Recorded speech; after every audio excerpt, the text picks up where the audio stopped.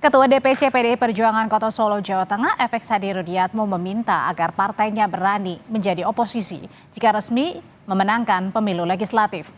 FX Rudi meminta PDI Perjuangan harus mengimbangi pemerintah di legislatif, mengingat raihan suara partai berlambang banteng ini unggul di pemilu legislatif berdasarkan hasil hitung cepat berbagai lembaga survei dan hitung resmi sementara Komisi Pemilihan Umum. Rudi menyebut PDI Perjuangan sudah terbiasa mengambil posisi berseberangan dengan pemerintah selama 10 tahun saat pemerintahan Presiden ke-6 Susilo Bambang Yudhoyono. Hanya saja pesan saya kalau nanti PDI Perjuangan di parlemen mendapatkan suara paling banyak, ya harus berani jadi oposisi. Karena oposisi 10 tahun kan pernah dilakukan 2004 sampai dengan 2009 ketika Pak SBY menjadi presiden, kita oposisi 10 tahun. Sejauh ini sudah komunikasi dengan tim nasional? Oh, kita tidak komunikasi ke sana, itu sana pun juga pasti akan ribut dengan hasil perolehan suara. Sementara itu, Sekjen Partai Gerindra Ahmad Muzadi menyebut koalisi pendukung Prabowo Gibran telah coba merangkul dengan menjalin komunikasi tahap awal dengan para partai politik pendukung pasangan calon Anies Mohaimin dan Ganjar Mahfud. Gerindra juga menghormati sikap PDI Perjuangan hingga hari ini yang kemungkinan mengambil posisi sebagai oposisi jika Prabowo resmi terpilih jadi presiden. Dan upaya mengajak PDI Perjuangan ke barisan pemerintah mendatang akan terus dilakukan.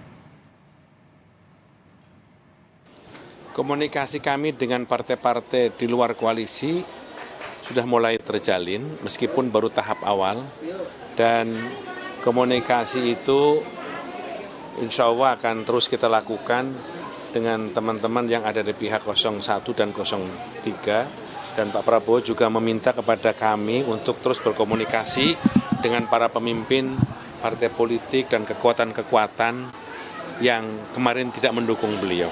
Tadi baru saja juga beliau menyampaikan akan mendatangi beberapa tokoh yang juga tidak mendukung beliau.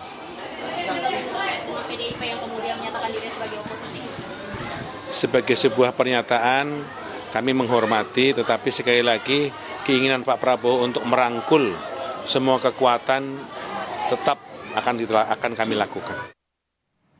Dan berdasarkan hasil hitung cepat Litbang Kompas, PDI Perjuangan mengungguli 17 partai politik nasional peserta pemilu 2024 lainnya. Berikutnya, Partai Golkar menyusul di peringkat kedua dengan selisih suara yang tidak terpaut jauh.